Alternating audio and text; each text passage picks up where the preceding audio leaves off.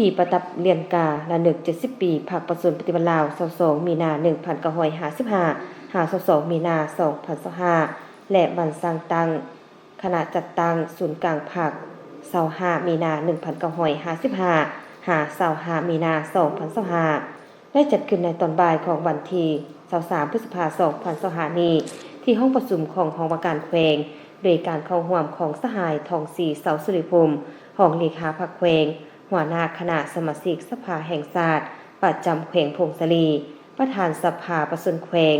มีสหายสันติแก้วยสารกรรมการประจำพรรคแขวงหัวหน้าคณะจัดตั้งแขวงมีบรรดาสหายการนำพรรครัฐอ้อมข้างแขวงคันเมืองพร้อมโดยภาคส่วนเกี่ยวข้องเข้าร่วม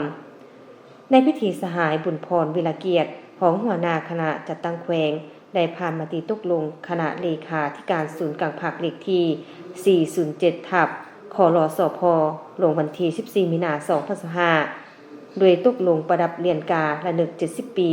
วันสร้างตั้งพรรคประชาชนปฏิบัติลาว22มีนา1955 22มีนา2025ให้สมาชิกพรรคแขวงพงศลี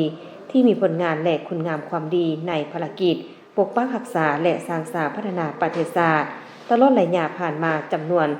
608สหายในนี้สมาชิกพรรคบำนาญ570สหายหญิง76สหายสมาชิกพรรคประจำการ38สหายหญิง5สหายพร้อมทางผ่านข้อตกลงของคณะจัดตั้งศูนย์กลางภาคว่าด้วยการมอบเหรียญการะลึก70 ปีวันสร้างตั้งคณะจัดตั้งศูนย์กลางภาคให้พนักงานนักกรแขนงจัดตั้งแขวงพงศลีที่มีผลงานและคุณงามความดีในการประกอบส่วนเคลื่อนไหวเวียกงานจัดตั้งก่อสร้างภาคพนักงานจำนวน80สหายหญิง41สหาย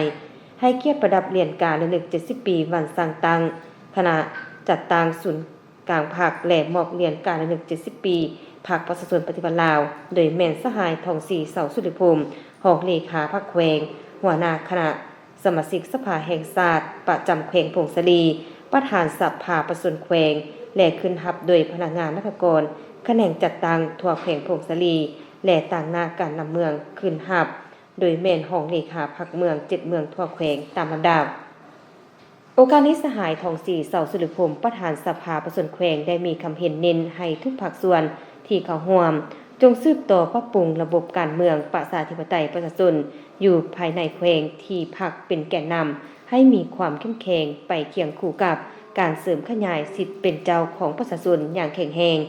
สู้สนปรับปรุงพรรคให้ปลอดภัยเข้มแข็งและหนักแน่นแน่สาเหตุให้แขวงมีเสถียรภาพทางด้านการเมืองอย่างหนักแน่นสังคมมีความสงบมีความเป็นระเบียบเรียบร้อยคณะพรรคแต่ละคันต้องนำภาษีนำในการจัดตั้งปฏิบัติแผนพัฒนาเศรษฐกิจสังคม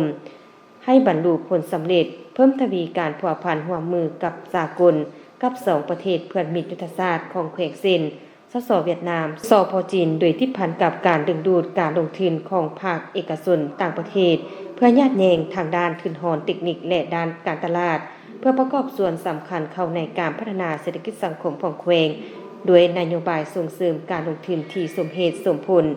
สร้างขีดความสามารถให้แก่พนักงานนำพาคุ้มครองและวิชาการเทคนิคให้สมคู่กับความเพียรพร้อมต้องการของหน้าที่การเมืองในระยะใหม่ฮิบฮอนปรับปรุงเนื้อในผลสำเร็จของกองประชุมใหญ่ผู้แทนองค์คณะพรรคเมืององค์การ